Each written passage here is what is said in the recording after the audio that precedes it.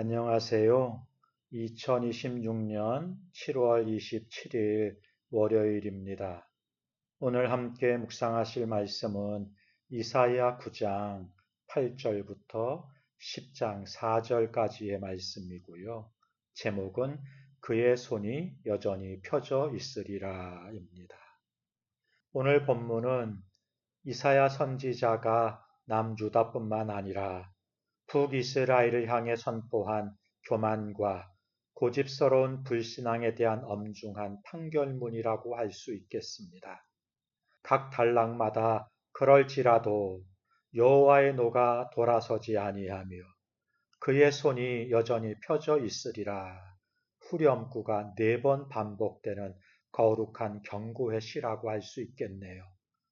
오늘 말씀을 통해서 내 삶에 무너진 자리가 생겼을 때 내 힘을 의지하려는 오만을 내려놓고 여전히 펴져 있는 하나님의 그 심판의 손길 아래서 진정한 회개로 나아가는 복된 아침이 되기를 바랍니다.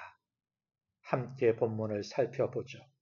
첫 번째 단락이 9장 8절부터 12절까지인데요. 회개 없는 재건의 오만함과 허풍을 심판하십니다. 북이스라엘 백성들은 흙을 구워 만든 벽돌이 무너지자 더 고급 재료인 다듬은 돌로 쌓겠다고 호기롭게 말했습니다. 흔한 뽕나무가 베어지자 최고급 백향목으로 바꾸면 된다고 오만을 떠는 거예요. 하나님의 징계로 삶의 기반이 흔들렸음에도 정작 자신들의 죄는 돌아보지 않은 채 인간적인 대책과 물질의 힘으로 이전보다 더 화려하게 재건하겠다는 착각에 빠져 있었던 것입니다. 하나님은 이들의 영적 교만을 그냥 두지 않으셨어요. 유다를 치려고 합세했던 아람과 블레셋 등 주변 대적들을 도리어 일으키셔서 입을 벌려 북이스라엘을 삼키게 하신 것입니다. 그리고 선언하시죠. 그럴지라도 여호와의 진노가 돌아서지 아니하며 그의 손이 여전히 펴져 있으리라.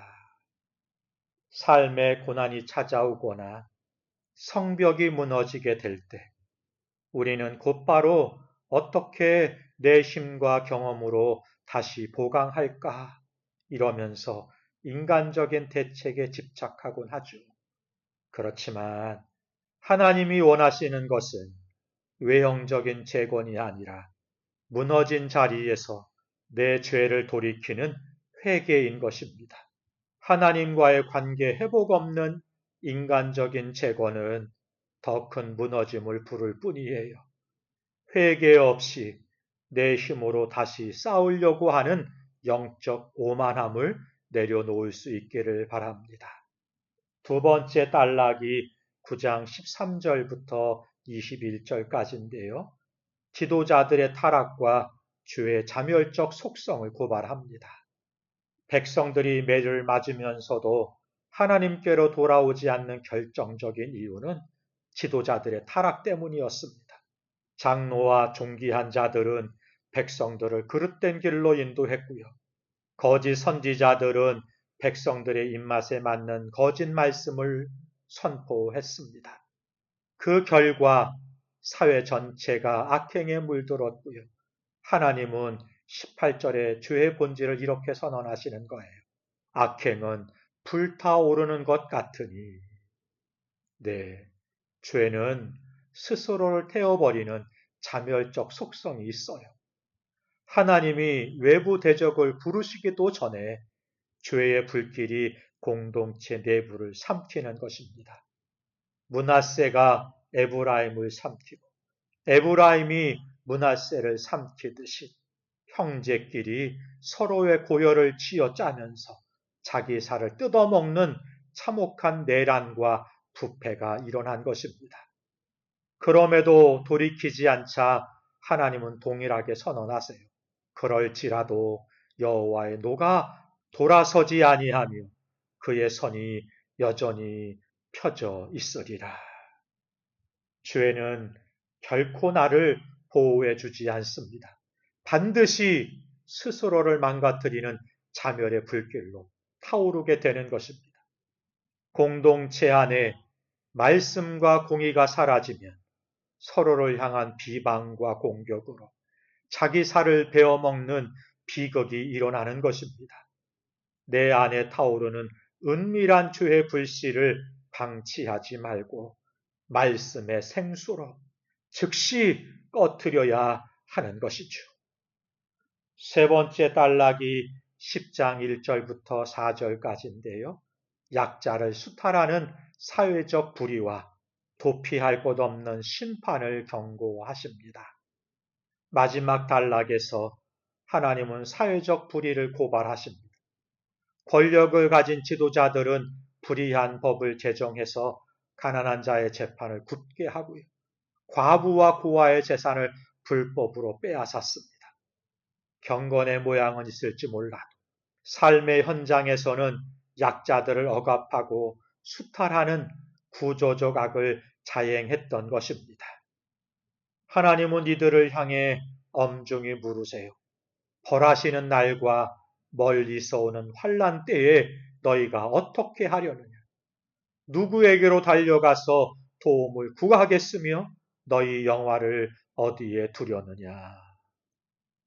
하나님의 심판이 임하는 날, 그들이 악하게 모은 재물과 영화는 아무런 도움이 되지 못하는 것이죠. 구덩이에 갇히거나 죽임을 당하는 수치만 남게 될 것입니다. 하나님은 개인의 종교적 행위뿐만 아니라 일상에서 약자를 대하는 공의로운 삶을 주시해 보십니다. 내 이익을 위해 타인에게 억울함을 주거나 약자의 눈에 눈물을 흘리게 하는 불의함은 하나님의 직접적인 심판 대상이 되는 거예요. 환난의 날에 세상의 재물과 스펙은 우리를 구원하지 못합니다. 오직 주님의 공의와 긍휼을 실천하는 삶이 되어야 하겠습니다. 사랑하는 성도 여러분, 오늘 본문에서 반복해서 말씀하시죠. 그의 손이 여전히 펴져 있으리라. 이 선언은 듣기에 참으로 두렵고 비장한 말씀입니다. 회개하지 않는 자를 향해서 들어올리신 하나님의 그 엄중한 몽둥이이자 심판의 손길이기 때문인 거예요. 그러나 하나님의 본심은 당신의 백성을 파멸시키는 데 있지 않습니다. 제발 그 교만을 버리고 당신의 품으로 돌이키기를 원하시는 안타까운 사랑의 경고인 것이죠.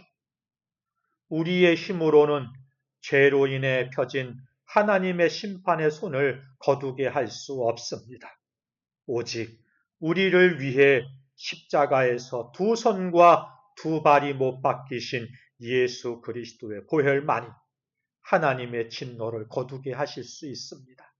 오늘 아침 내 힘으로 다시 싸우려 했던 영적 오만을 내려놓고 약자를 돌아보지 못했던 불의함을 회개하면서 십자가 앞으로 나아갈 수 있기를, 심판의 펴진 손을 거두시고 구원의 손으로 우리를 품어주시는 예수 그리스도의 은혜 안에서 진정한 회복과 평안을 누릴 수 있기를, 오늘 하루도 그런 하루를 살아가는 저와 여러분 되시기를 주님의 이름으로 축복합니다. 기도하겠습니다.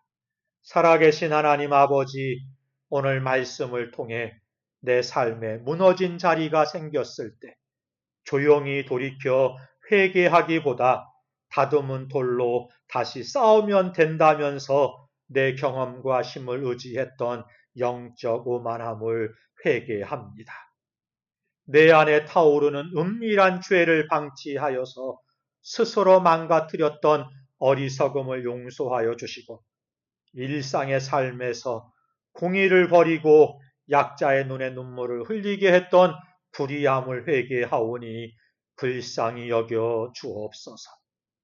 회개하지 않는 자를 향해 펴진 하나님의 심판의 손길을 두려워하게 하시고 더 늦기 전에 십자가 앞으로 나아가게 하옵소서.